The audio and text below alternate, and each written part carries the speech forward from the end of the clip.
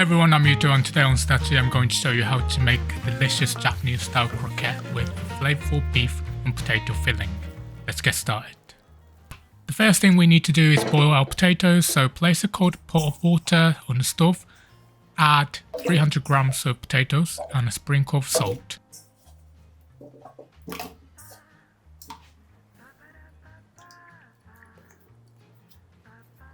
Bring to a boil over medium heat and cook these until they're soft enough to mash.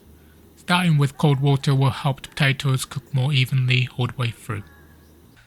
While we wait, let's cook the beef and onions. Start heating your pan on medium and add 15 grams of unsalted butter. Once it's melted, add 100 grams of finely diced onion and fry them until soft and slightly translucent. We don't want them to brown too much. Okay, when it looks like this, add 100 grams of ground beef and fry until browned.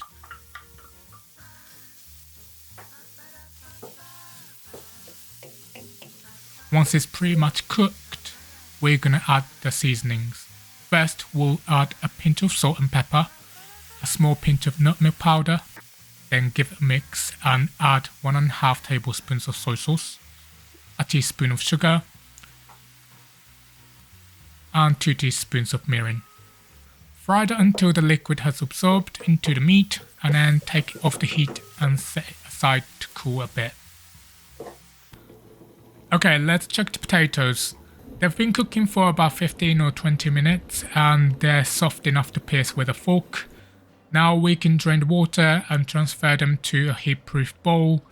Add 1 tablespoon of whole milk and mash them while they're still hot.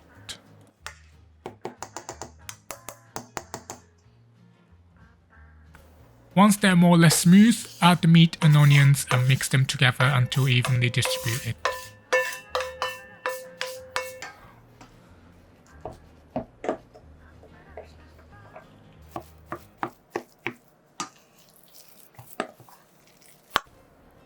Before we make these into croquettes, we need to cool them, so I've got a wide container here and I'm just gonna thinly spread out the filling.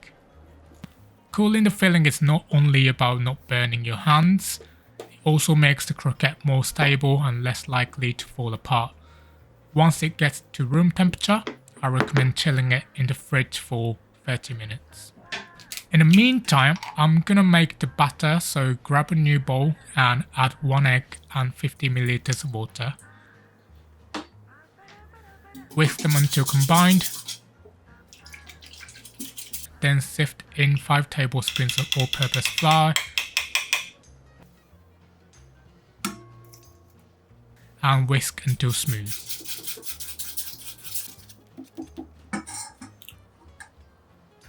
So 30 minutes have passed, so now I'm going to shape my croquette.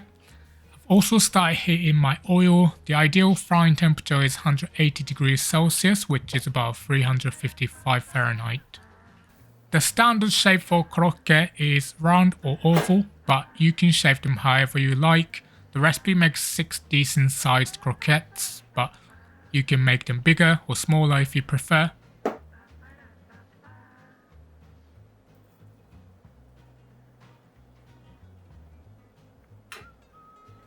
Just keep in mind that big ones are more likely to break when you fry them. Mini ones are great for bentos or parties though.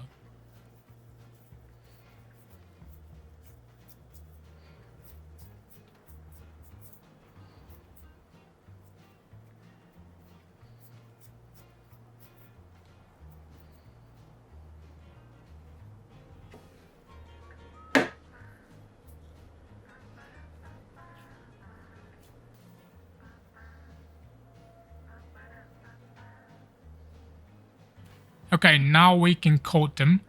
So start by coating them in a thin layer of flour.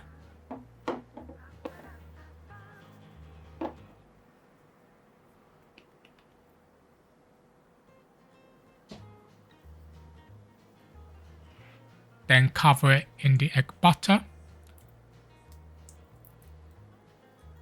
Finally, coat them in the panko breadcrumbs.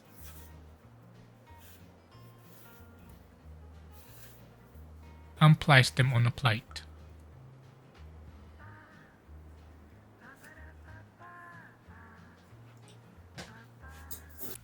My oil is nice and hot, so I'm going to place my croquettes into the pot. My pot is not that big, so I'm only frying 2 at a time. It's important not to overcrowd the pot, as this can lower the temperature of the oil and make the panko greasy. Simply cook them until golden. We don't need to worry about the filling too much because it's already cooked, but of course we want it to be warmed through. They should only take a few minutes. Once golden, place them on wire rack to drain and fry the rest in batches.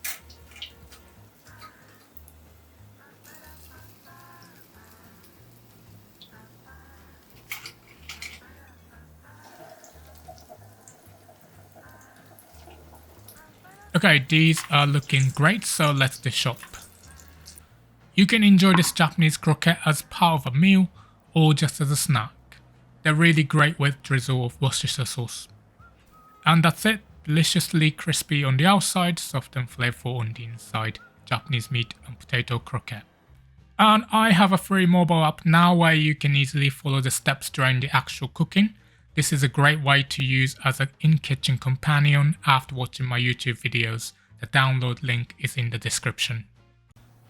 Thanks so much for watching, and thank you everyone who voted for that one. If you want to know more about this dish or read the written recipe, I've put the link to my blog on the screen now. Hope to see you in the next video. Bye.